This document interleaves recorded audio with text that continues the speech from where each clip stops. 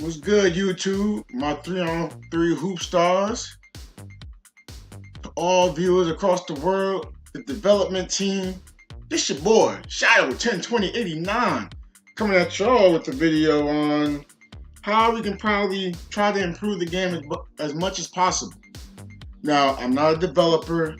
I only play the game, so I can understand it from a development point if you guys respond. But I can only see it from a consumer standpoint, unless of course you tell me a little more about the development side. Then I can totally understand what you're saying, and the community will understand, and we can try to get feedback back and forth. Now, one thing that needs a huge improvement. Now, it could be due to other people's connection, but we really need some type of server work. We need better servers. Now, you might say the server's already good. Look, I know P5 Murloc has shadow block, but it is too often when I go to the basket, I clearly see the person behind me. I'm like, okay, that's not a Murloc. I will score this basketball with an easy layup. I will go to lay it up, and then I get that out of here. And I'm like, what do you mean? You're not even by the hoop, let alone by me. And they'll be behind me in the. So it's too often I get hit with shadow blocks, but I'm not playing against Murloc. And I have nothing against like people that was able to block like that. I would have no problem. The problem is that's not something that should happen. So I would say we need some work on the servers. Now, maybe this is part of the servers too, but our next issue is pass glitch.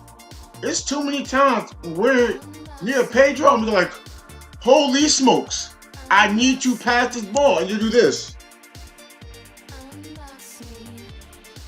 And it's like, we can't pass the ball. Well, it's spam X and we just keep doing this. And then we'll get the ball stolen. And we're like, yo, I couldn't pass. It's to the point I get that happening, I just shoot the ball. If I can, because if I can't pass it, like, I don't want to just give them the ball. So I'll just shoot it and hope for the best. I don't think that should be an issue. Especially if we're playing with randoms, and we might play with a random who's trying to pass the ball sometimes, but other times he may be trying to ball hog. So if he's ball hogging and a few times you go to pass and you can't, we're assuming he's never passing the ball. Another thing we need better card drops again. I mean, I try to look over it for a while and try to think of excuses to go like, we're not getting card drops because you want to earn $1. I get it. You came with new packs. You want to use those. I get it. But even when I bought those packs, I would get like 3-star cards.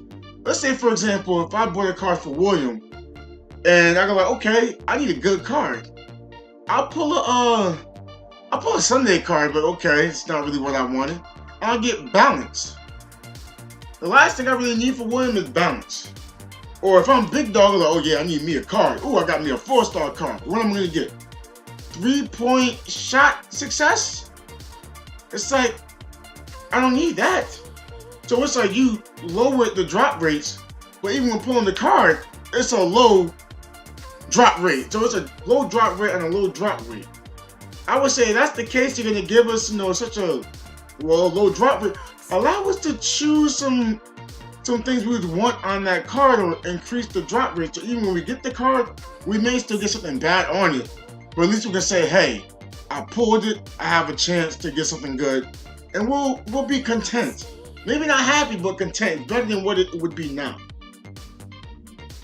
Also, if you were trying to sell cards, people would be more enticed to buy because they want to worry about, terrible drop rates. Now, another thing. Alley-oop from behind the backboard. There's too many times when somebody will throw an alley-oop, and I'll see a big. Now I got nothing against bigs finishing alley-oops. It's all cool. They got a good dunk rate by the hoop. They'll dunk it through the backboard, and then I think in my head, where am I supposed to jump? Where am I supposed to go for that block if he's behind the backboard? Like, do I have to be behind the backboard too, or like it's very confusing. But that also might be due to us needing better servers. but the ball shouldn't be able to go to the backboard. I know it's not a simulation game, but it really makes it hard. At least give us something. At least if we're like longer standing in front of the person. But I'll get into that later too. We need private matchmaking. I understand we had a vote and we had a chance to vote for private matchmaking or better matchmaking. And I try to put a word out there. Even if we do better matchmaking, it won't help because if there's two players who main center, we can still get paired up. And people were hoping that would not happen. But it's kind of impossible. You get to choose who you want to choose. It's really hard to be able to say, yo, I'm not going to be paired up with a center. It's still going to be random. I understand that. So in return, just give us private matchmaking so we can play against other computers, so we can learn how to play with and against our friends, so we can do scrimmages and practice against each other, teach us new moves, and we don't have to worry about going against tryhards when we're with some randoms. We can just say, I just play against bots. Now again, don't make it so we can just get like 5 wins playing against, in the private matchmaking. Make it so we can only get like the events on the 3-on-3 mode, private match, the private matchmaking, but we just need another mode that we can kind of practice on, which I'm gonna get into, practice later on too. Custom characters. Now I already know and I'm aware on this game, I'm pretty sure, hey, you don't want to give us custom characters because you release us characters.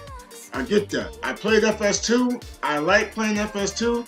I don't like the movement on FS2 in comparison to 3-on-3.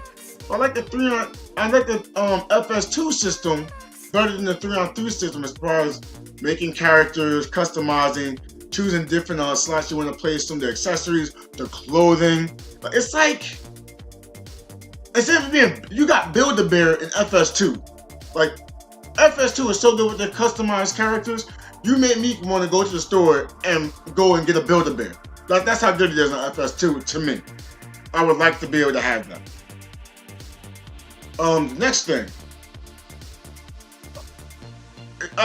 This isn't really something I'm going to say it's a need, but it's something that we would like. Allowing points through achievements. Now, the achievement thing isn't out yet, so I don't know anything about it. Just like Crew is not out, I don't know anything about it. But let's say, for example, now I'm really saying this is a bad idea for the one I'm about to say, and I'm going to counteract it with something else.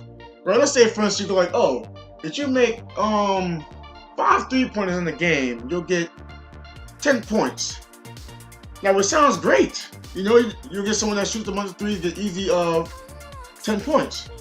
Bad thing about it, it may emphasize more ball hogs, but if we play in a similar team, you have like an achievement that says team up with players and go on a 10-game win streak. You get 5 to 10 points. It's more exciting for us to play on the same team and go on a win streak. And hey, no offense to the guys who aren't good, you're gonna get cracked on. You're gonna say, oh, it's not fair for the achievements, but we achieved it. We did something like a daily quest, which is gonna get me into the next thing, right? Daily quest. You want us to grind out about 6,000 coins a day to get 3 skill training items. Now, a daily quest, just give us some kind of reward. I'm not saying it has to be points or coins or just something. I mean, you have the job system. So if you didn't give us a daily quest because of the job system, I understand. I really do, because I like the job system. I wouldn't want you to get rid of the job system for a daily quest. But a daily quest would not hurt. It would give us more reason to want to get on every day and play. And try to maybe perform one of those daily quests that may be in the achievement. You see how you can put those all together? You'll have daily quests that could be an achievement and still do the jobs also, which allows us to accumulate more points. And the free players will enjoy it, and the players who like to put money on the game can also enjoy. Now, this is something that I believe, no offense, but a grinder like myself, because there's other ones, it's not just me. Other grinders like myself who play this game every day, who slay to this game, who want to make, the 3 skill upgrades a day, prestige players. And on a daily basis, new level cap. They probably like, what do you mean new level cap? Well, I don't want to try to grind to level 31. Listen to this, right? We're already 30. We're gaining experience anyway. We just want something for it. So if you maximized it to maybe like 60, and we could get like, well, 3 more skill manuals and still get 3,000 coins, that'd be great. But I truthfully think also, the higher the level you're getting and the more experience you have to grind, it should be like some kind of ratio, so as you're growing to the higher levels, you get more coins. Which will give people more excitement to level up and play the game, tell their friends about it, so we still get rewarded for grinding, doing daily quests, if you put that in the game, of course, and just leveling up. It's more rewarding, and it gives us more reason to play, because some people do get bored of the game, they'll quit, not play, then hey, those people who was probably grinding the game may have stopped completely because they see it as a quote pay to win. I don't, because at the end of the day, it's one person versus another person. You can't just put money on the game and automatically win. That's my opinion, of course. But hey, it gives us something to do. Also, if we got, let's say for instance, you want to increase the level cap. Let's just say 30 is the max level. Now, you should allow us to prestige that level to start all over again, so we can still get coins. Now, as far as master books, I mean, it'd be great to keep it there.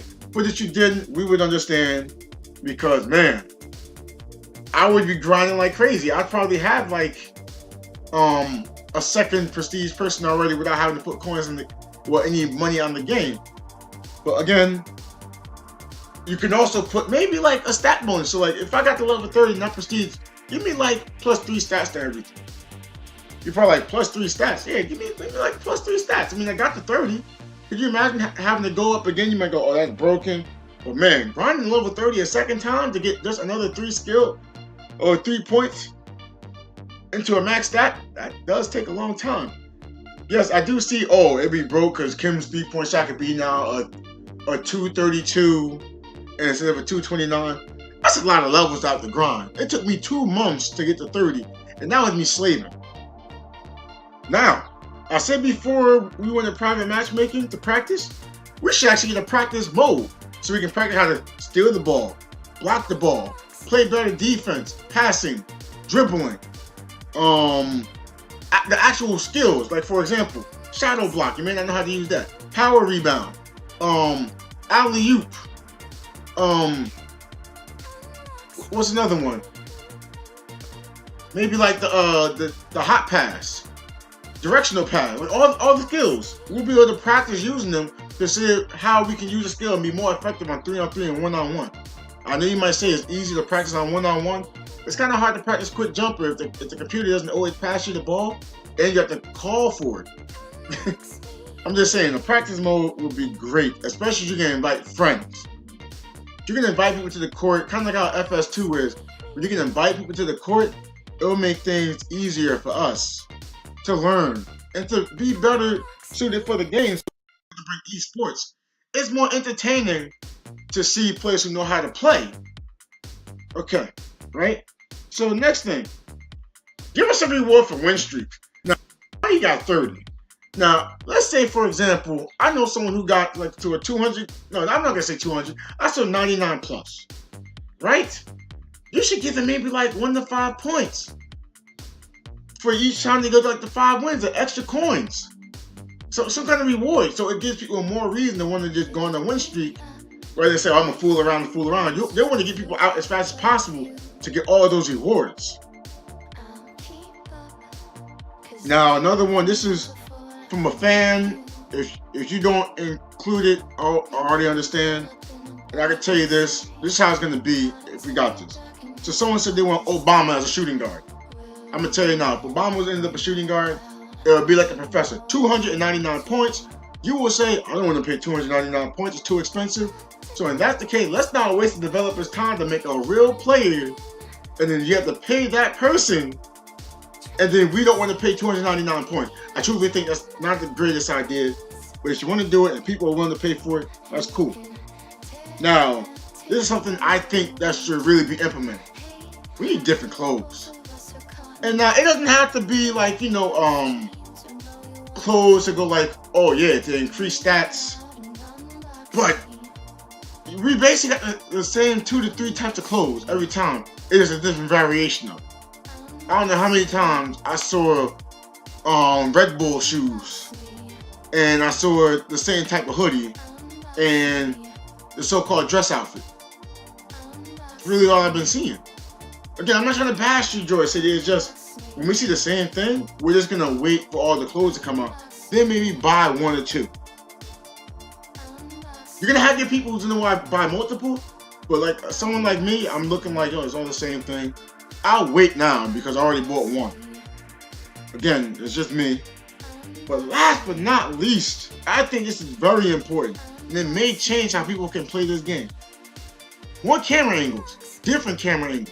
It is too often I play on 3-on-3 and I think I'm by the ball, and then someone else runs up to the ball and be like, I thought I was there. And rebounding, it feels weird because you'll think you're by the area, and you're like a little too far forward to the side.